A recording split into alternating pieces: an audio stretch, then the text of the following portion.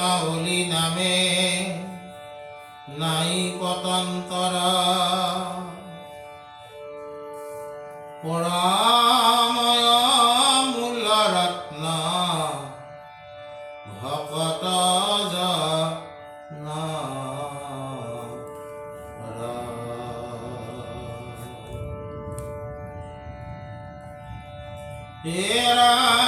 মতি অনুসাৰে পদ নিবন্ধিবুৱাৰ কৃষ্ণৰ প্ৰসাদে হৌক লোকত প্ৰচাৰ মহাজন খবৰ সন্মত অনুসৰি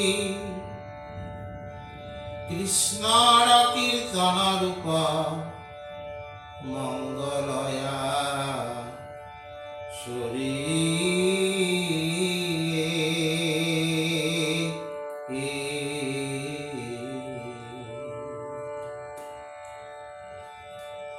ভক্তি হমে মাধবক কৰিয়া সেৱলী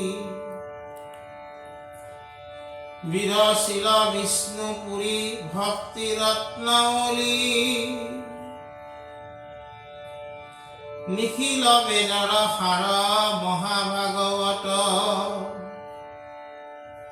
সদ্য ভক্তি পদ যাৰ অতুলম হত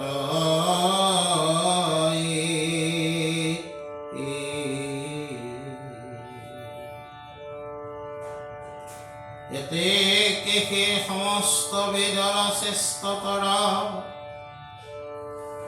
পৰম গুণীতো সমস্ত শাস্ত্ৰৰ মহা অন্ধকাৰময় দুৰ্ঘোৰ সংসাৰ আকতৰি বাকপতি ইচ্ছা আছে যাৰ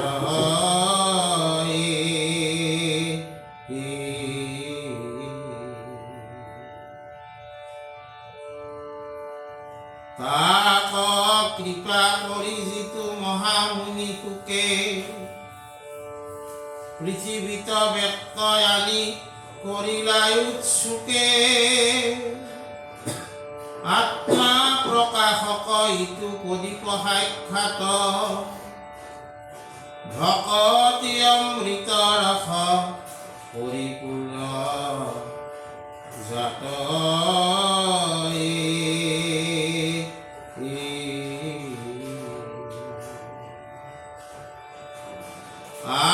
শুনি অজ্ঞ লোকে কৰোক সংহাৰ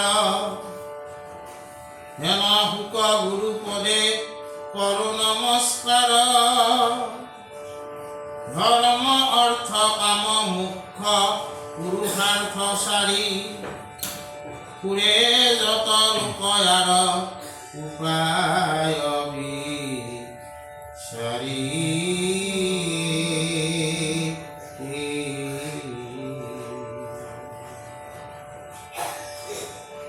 কৃষ্ণৰ ভকতি তাৰ পৰময় উপায় মহাপুৰুষাৰ্থ ইয়াত পৰে আন নাই এই পৰমাৰ্থ তত্ত্ব বেদ ব্যাস ঋষি নিবন্ধিলা ভাগৱত শাস্ত্ৰত ঋষি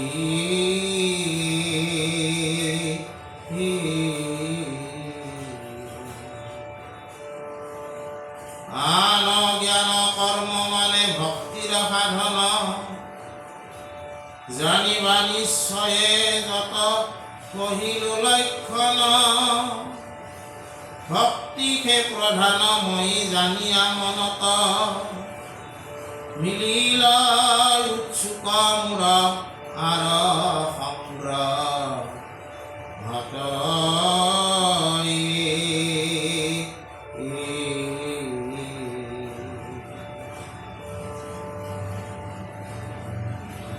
আজি আমি যি পাঠ কৰিছো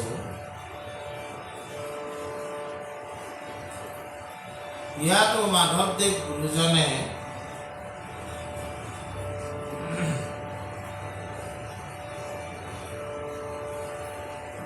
ভক্তি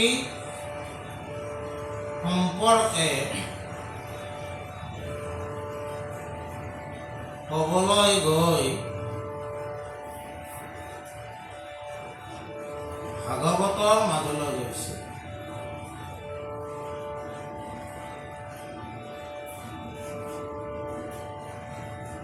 আৰু ঘোষণা কৰিছে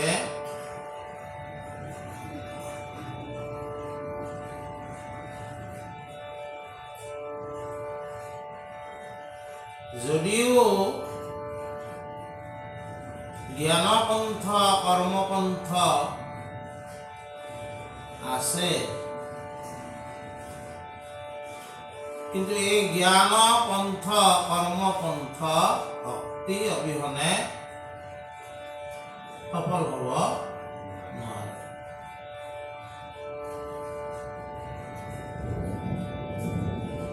ভকতি থকাজনেহে আত্মজ্ঞান লাভ কৰে। গীতাতো সেই কথাটো কোৱা হৈছে। মহাপুৰুষ মাধৱদেৱ গুৰুজনে নামঘোষাত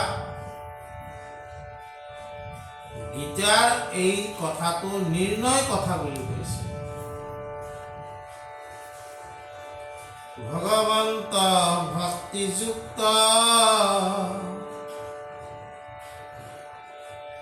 পুৰুষৰ আত্মবোধ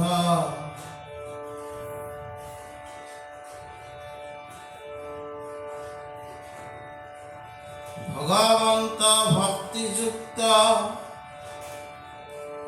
পুৰুষৰ আত্মবোধ মাধৱৰ প্ৰসাদে মিলয় কৃষ্ণৰ কৃপাত জানা গুচয় সংসাৰ ভয় এই মানে গীতাৰ নিৰ্ণয়।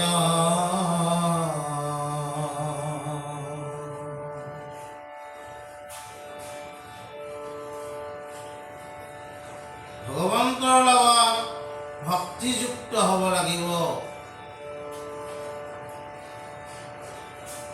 তেতিয়া যি জ্ঞান পন্থত তুমি খোজ কাঢ়িছা, সেই জ্ঞান পন্থই তোমাক আত্মাৰ দৰ্শন কৰাব। তুমি কোন তুমি জানিব পাৰিবা।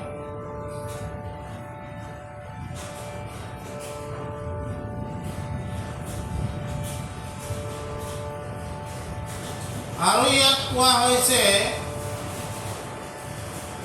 এই ভকতি পন্থ তুমি কেনেকৈ লাভ কৰিবা? ঈশ্বৰৰ কৃপা হ'ব লাগিব।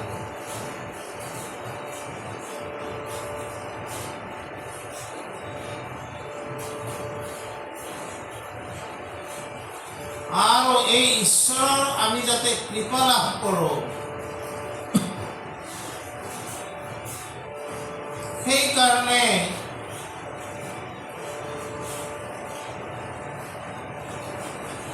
ভাগৱত শাস্ত্ৰ ৰচনা হয়।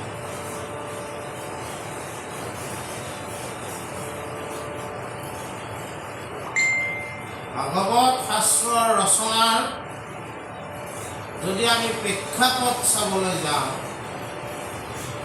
তেতিয়া আমি দেখোঁ এই ভাগৱত শাস্ত্ৰ হ'ল বৈকুণ্ঠৰ শাস্ত্ৰ। 4টা শ্লোকত জ্ঞান বিজ্ঞান পদম ৰহস্য, এই 4টা শ্লোকত জ্ঞান বিজ্ঞান পদম ৰহস্যৰ কথা ভগৱন্ত পুৰুষে পদ্মজনীৰ ব্ৰহ্মাক কৈছিল।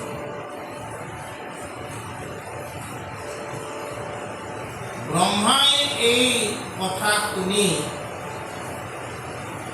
নাৰদক ক'লে। নাৰদে এই কথা শুনি ব্যাসক ক'লে। ব্যাসে শুকক আৰু শুকে পৰীক্ষিতক এই ভাগৱত কথা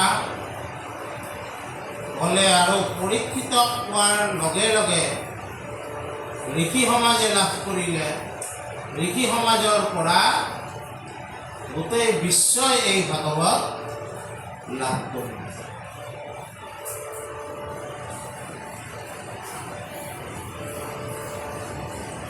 পৰীক্ষিতে কিয় ভাগৱত শুনিব লগা হ'ল, এই কাহিনী ভাগলৈ যদি যাওঁ, 7 দিনৰ ভিতৰত পৰীক্ষিতৰ মৃত্যু হ'ব, দক্ষকে দংশন কৰিব।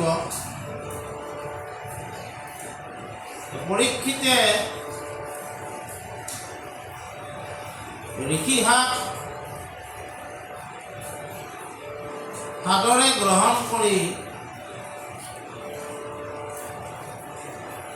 এই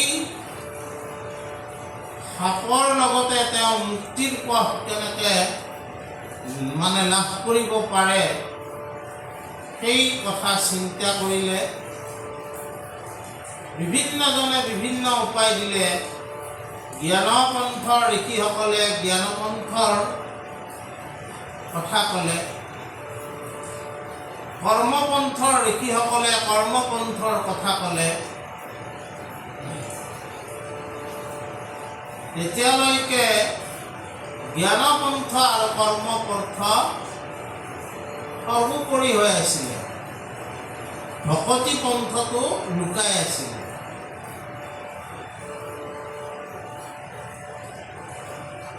সেইকাৰণে মহাপুৰুষ শংকৰদেৱ গুৰুজনাই কীৰ্তনৰ তাৎপৰ্যত লিখিছে, সত্য যুগে প্ৰথমত ব্ৰহ্মাই আদি দেৱযত হৰিনাম কৰিলা গুপুত, কিনো দয়াময় হৰি নামক বেকত কৰি কলিৰ পাপ কৰাইলা লুপুত।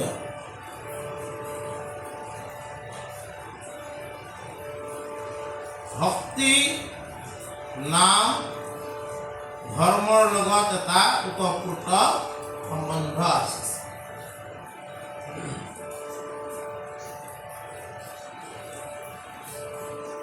জ্ঞানপন্থ কৰ্মপন্থ সাৰ্বজনীন নহয়, সকলোৱে কৰিব নোৱাৰে।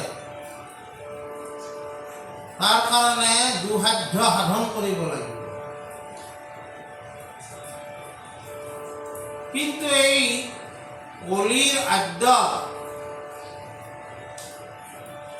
যেতিয়া ভগৱন্ত পুৰুষে বৈকুণ্ঠ প্ৰয়াণৰ সময় হ'ল, তেতিয়া এই ভকতিপন্থ কৃষ্ণ গুণনাম প্ৰচাৰৰ কাৰণে উদ্ধৱক দায়িত্ব অৰ্পণ কৰিলে।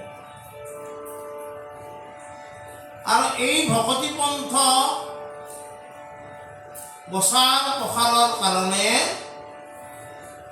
ব্যাসৰ দ্বাৰাই ভাগৱত গ্ৰন্থ ৰচনা কৰিলে।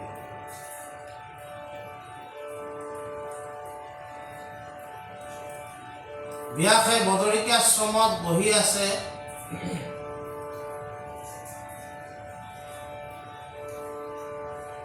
ব্যাস কেনেকুৱা ব্যক্তিত্বৰ অধিকাৰী আছিল? প্ৰথমতে তেওঁ হ'ল অংশ অৱতাৰ, ঈশ্বৰৰে অৱতাৰ।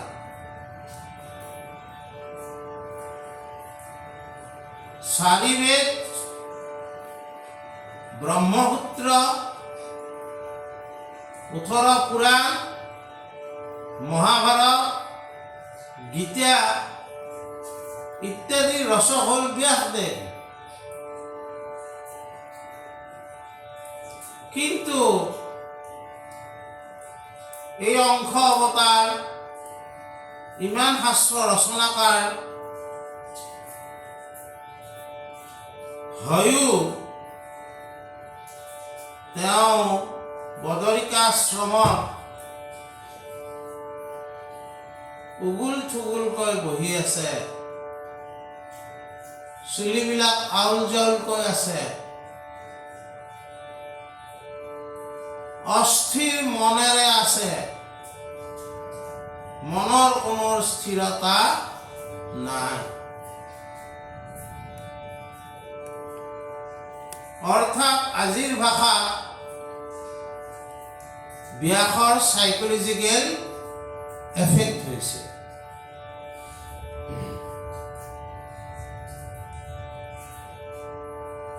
সাইকোলজিকেল এফেক্ট হলে সাইক্ৰেটিষ্টৰ ওচৰত যাব লাগিল।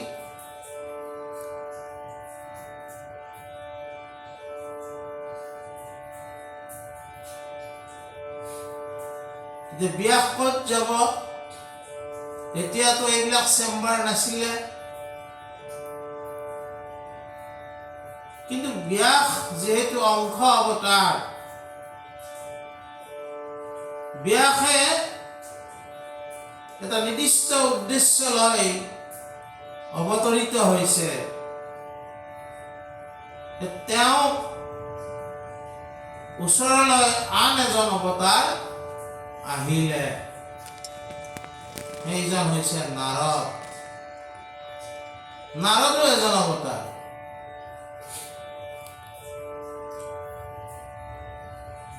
নাৰদক দেখি ব্যাসে দেখি সেৱা সন্মান কৰি তেওঁক আগবঢ়াই লৈ গৈ আসন পাৰি দিলে বহিবলৈ। কথা বাৰ্তা হ'ল, খবৰ সোধা সুধি হ'ল। লাহেকে নাৰদে মাত দিলে, তুমি কেনে অৱস্থাত আছা? তোমাৰ অৱস্থা কিয় এনে হ'ল?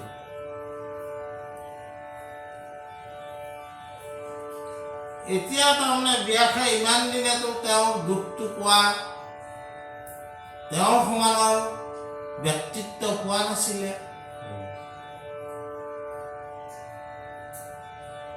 ইয়াৰ দ্বাৰা আমিও শিকিব লাগিব। আমাৰ মনত জীৱনত কেতিয়াবা দুখ আহিব পাৰে, দুখ কিন্তু সকলোৰে আগত ক'ব নালাগে।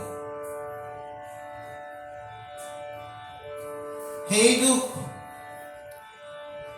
পাতল হোৱাতকে গাঢ়হে হয়।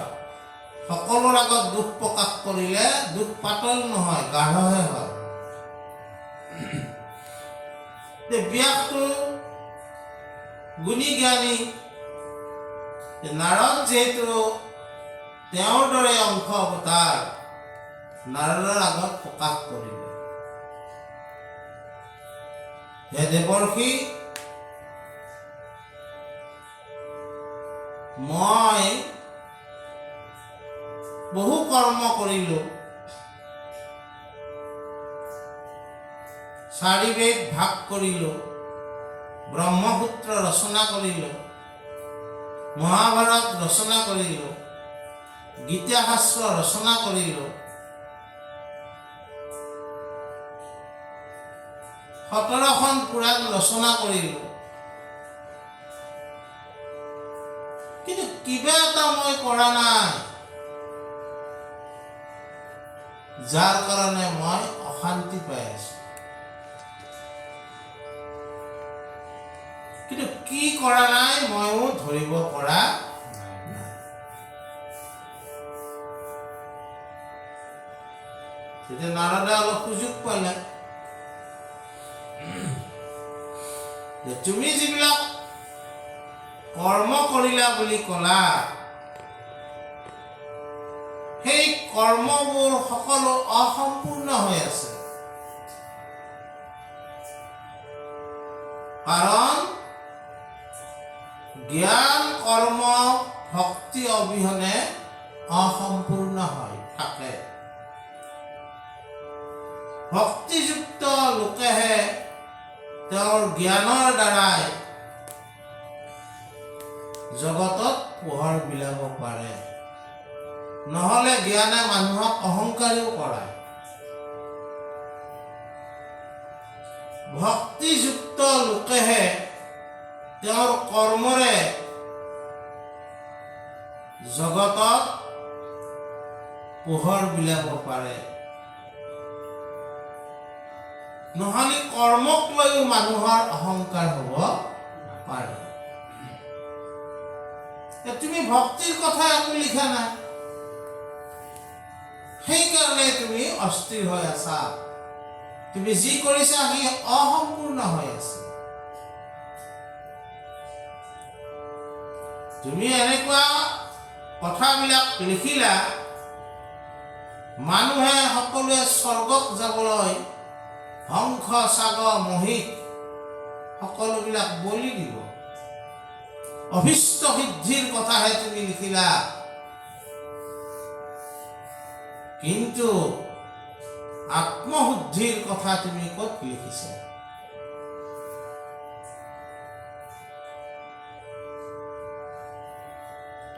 গতিকে তুমি এনেকে এখন শাস্ত্ৰ ৰচনা কৰা, যিখন শাস্ত্ৰই ভক্তিৰ কথা ক'ব, সৎসংগৰ কথা ক'ব, ভগৱান কৃষ্ণৰ কথা ক'ব।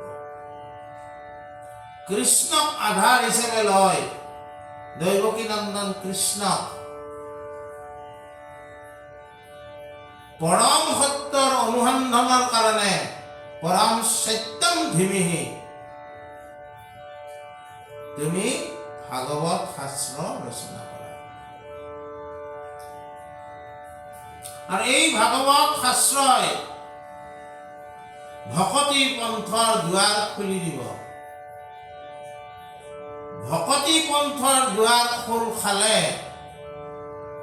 সকলো লোকে ঈশ্বৰৰ লগত যুক্ত হোৱাৰ সুবিধা পাব। নাৰদৰ এই বাক্য শুনি ব্যাসৰ অস্থিৰ মন স্থিৰলৈ আহিল, আৰু নাৰদৰ বাক্যৰ পিছতে ব্যাসে ধ্যানত বহিল। ধ্যানত বহি তেওঁ এটা মূৰ্তি দেখা পালে। কি মূৰ্তি? বিৰাট পুৰুষৰ ওচৰত বাওঁ আৰু সোঁফালে দুজনী তিৰোতা আছে। বাওঁফালে থকা তিৰোতাজনীয়ে জীৱবিলাক বান্ধিছে, সোঁফালে থকা তিৰোতাজনীয়ে জীৱবিলাক মুক্তি দি আছে, মুকলি কৰি দি আছে, মুকলি কৰি দি আছে। এই কথাকে সাৰ বস্তু কৰি লয়, অৰ্থাৎ বাওঁফালে মায়া মাতৃ আছে আৰু সোঁফালে ভক্তি মাতৃ আছে। আমি যিমান জগতত জীৱ আহিছো জীৱাত্মা ৰূপে, সকলোৱে মায়াত আবদ্ধ হ'ব লাগিব। আৰু এই মায়াৰ পৰা মুক্তি পাবলৈ হলে আমি সকলোৱে ভক্তি মাতৃৰ ওচৰ চাপিব লাগিব। ভাগৱত শাস্ত্ৰই হৈছে ভক্তি মাতৃ।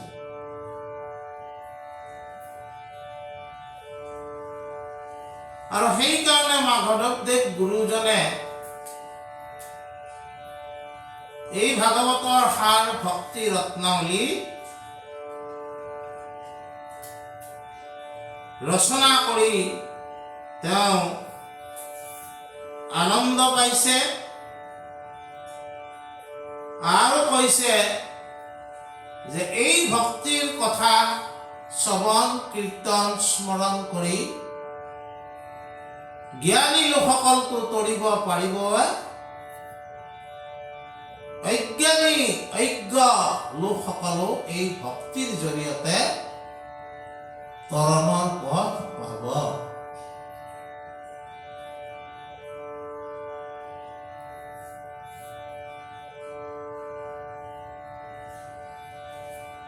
জীৱৰ কাৰণ হেতু নাৰায়ণ, বৈকুণ্ঠ তেজীয়া আশী কহয় মাধৱ নানা বিধ ৰসে পচাৰিলা যশ ৰাখি।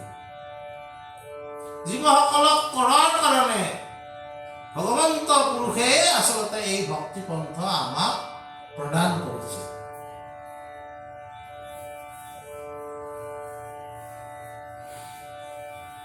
মহাপুৰুষ মাধৱদেৱ গুৰুজনে নামঘোষাত সবিনয়ভাৱে আমাক কৈছে, মিনতি বচন বুলুষৰ বজন শুনিও শাস্ত্ৰৰ মৰ্ম আপোনাৰ কুশল চোৱা যেৱে তেৱে নেৰিবাহা যুগ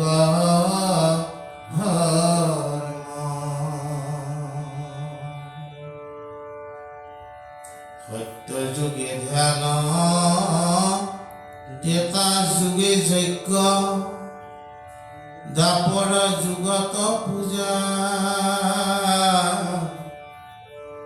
কলিত হৰিৰ কীৰ্তন বিনাহি আৱৰ নাহিকে দুজা।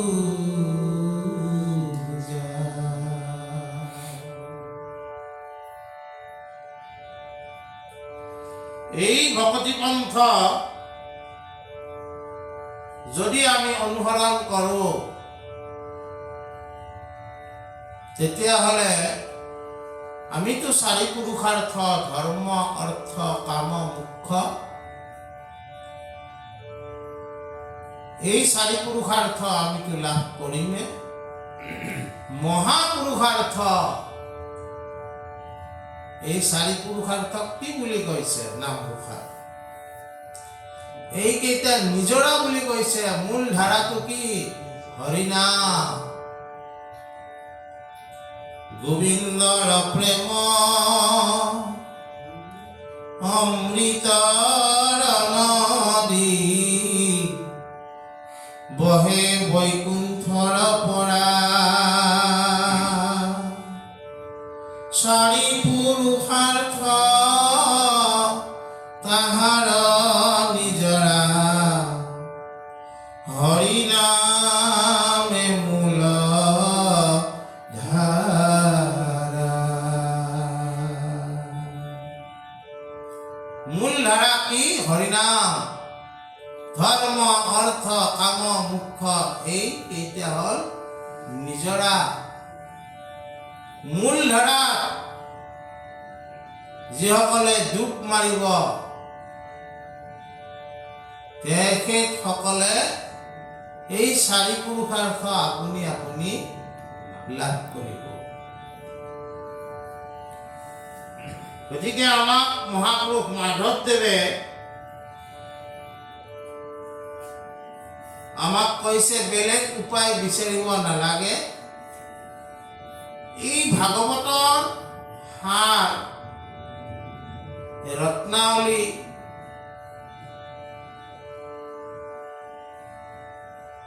জৰিয়তে ভক্তিৰ কথা আপোনালোকে জানক, ভক্তিৰ কথা আপোনালোকে বুজক।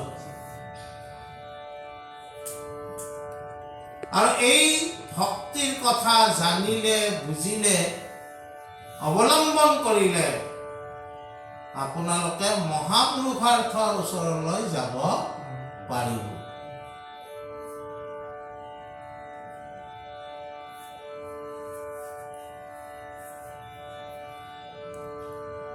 ভক্তি পৰ শ্লোকশয় কৰোয়ে কথান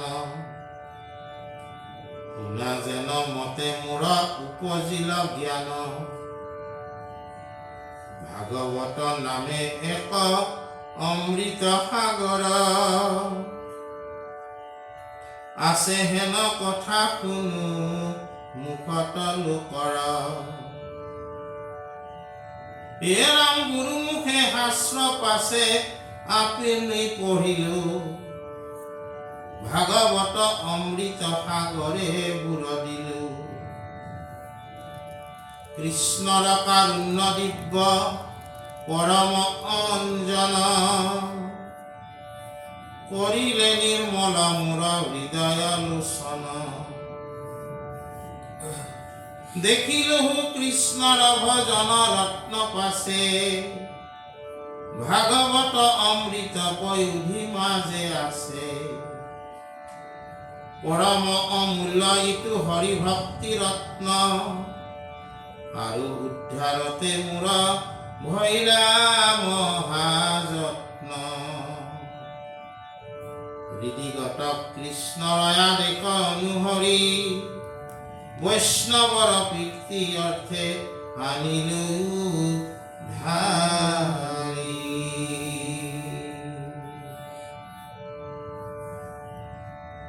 এইখিনি কথা কিন্তু শুকে কৈছে।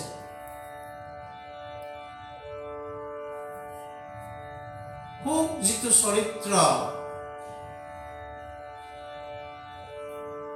সেই চৰিত্ৰটো সম্পৰ্কে যদি আমি জানিবলৈ বুজিবলৈ চেষ্টা কৰোঁ তেতিয়া আমি দেখা পাওঁ যে শুক দিগম্বৰ আছিল, তেওঁ বস্ত্ৰ পৰিধান নকৰিছিল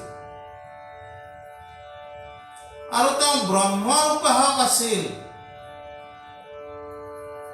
তেওঁ যিজনক উপাসনা কৰিছিল তেওঁৰ কোনো আকাৰ নাছিল।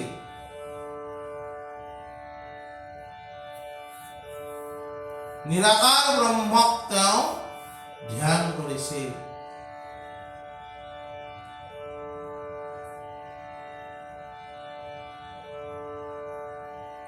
নিৰ্গুণ ব্ৰহ্মক ধ্যান কৰিছিল, কিন্তু এই নিৰ্গুণ ব্ৰহ্মক ধ্যান কৰা শুকে আমাৰ বিলাকৰ কাৰণে তেওঁৰ পন্থটো সৰ্বোচ্চ নকৰি সগুণ পন্থক লৈও একবাৰ আহিছিল। অৰ্থাৎ কি, জগতৰ কল্যাণৰ কাৰণে কেতিয়াবা যদি তোমাৰ পন্থটো সলাবলগীয়া হয় তেতিয়াহ'লে জগতৰ কল্যাণৰ কাৰণে তুমি সেই কাম কৰিব লাগিব। নামঘৰত সুন্দৰভাৱে মাধৱদেৱে শুকৰ কথা লিখিছে,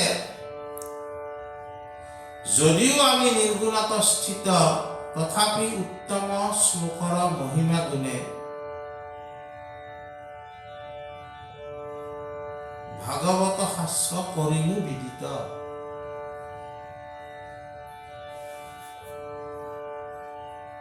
তেওঁৰ স্থিতি ক'ত আছিল? নিৰ্গুণ ব্ৰহ্ম। কিন্তু ভাগৱত যেতিয়া ব্যাখ্যা কৰিলে তেওঁ সগুণ ব্ৰহ্মক লাগি আহিব লগা হ'ল, অৰ্থাৎ দৈৱকী নন্দন কৃষ্ণৰ কথা ক'ব লগা হ'ল। দৈৱকী নন্দন কৃষ্ণ সগুণ ব্ৰহ্ম।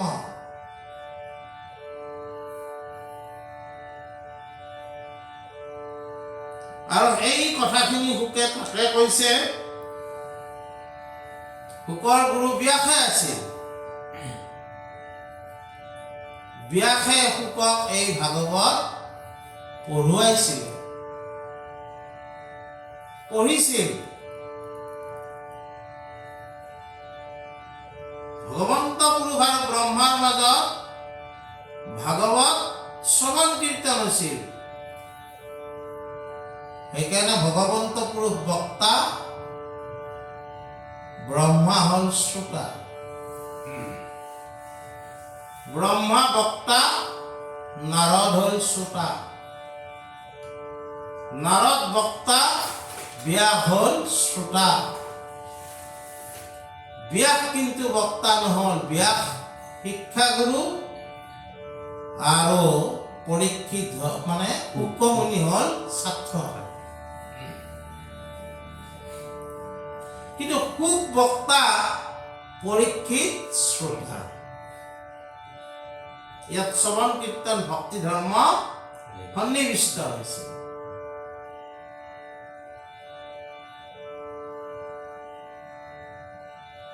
ভগৱান পুৰুষ বক্তা, অনন্তনাগ শ্ৰোতা। অনন্তনাগ বক্তা, চাৰিসিদ্ধ শ্ৰোতা, মৈত্ৰেয় বক্তা, বিদুৰ শ্ৰোতা। ভাগৱতে এই 7 যোৰা বক্তা আৰু শ্ৰোতা প্ৰধানকৈ বেছিকে গুৰুত্ব দিছে।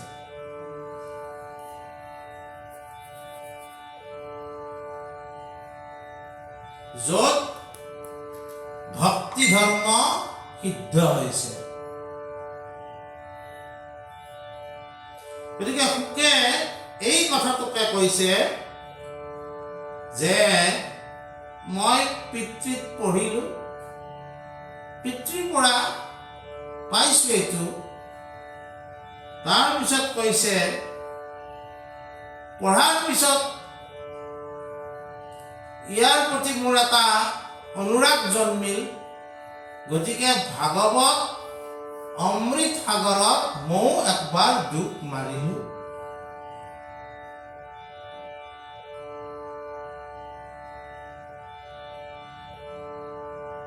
আৰু কৈছে কি, এই ভাগৱততনো কি আছে? পৰম অমূল্য ভক্তি ৰত্ন আছে। মহাপুৰুষ মাধৱদেৱে নামঘোষাত এই ৰত্ন আমাক শংকৰদেৱৰ পৰা পোৱা বুলি কৈছে। পৰময় অমূল্য ৰত্ন হৰিৰ নামৰ পেৰা, অতি গুপ্ত স্বৰূপে আছিলা, লোকক কৃপায়ে হৰি শংকৰ স্বৰূপে আহি, মুদ ভাগি সমস্তকে দিলা।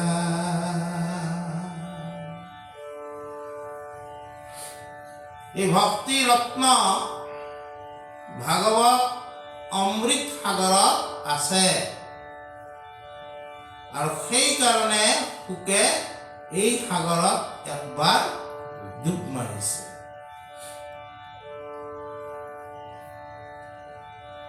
আৰু কৈছে শুকে যে মোৰ হৃদয়ত যিজন ভগৱন্ত কৃষ্ণ আছে, তেওঁৰ নিৰ্দেশতে এই কৰ্ম মই কৰিছো। ঈশ্বৰৰ ইচ্ছাত বুলি কৈছে। শুকে পৰীক্ষিতক যি ভক্তিৰ কথা ভাগৱতৰ মাজেদি কৈলে, এই কৰ্ম সাধন কাৰ কৃপাত হোৱা বুলি কৈছে? ঈশ্বৰৰ কৃপা।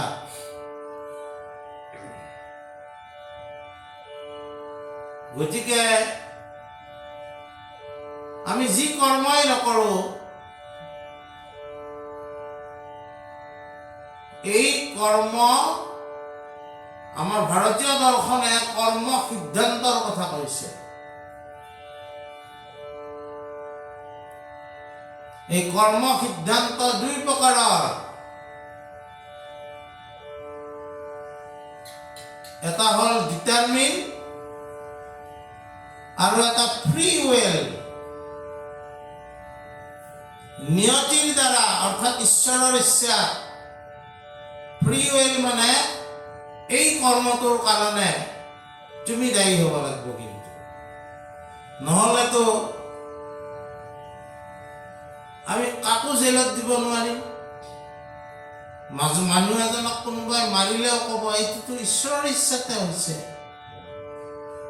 বাস্তৱ জগত ফ্ৰী উইল অৰ্থাৎ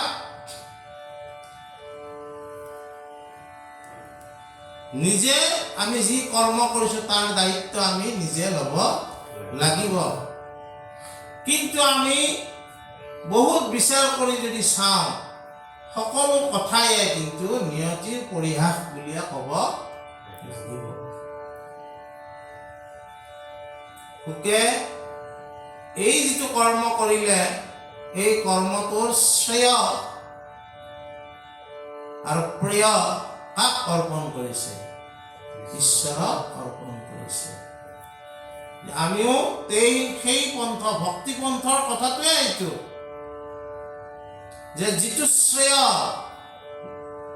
লয়া উপদেশ মাধৱক আৰাধিব যতেক সুকৃতি মানে কৃষ্ণ অৰ্পিব। সেয়ে বন্ধুসকল, আজি আমি এইখিনিলৈকে পঢ়িলোঁ। যদি ঈশ্বৰে কৃপা কৰে অহাকালিলৈ আকৌ আমি পঢ়িম। কৃষ্ণ কৃষ্ণ।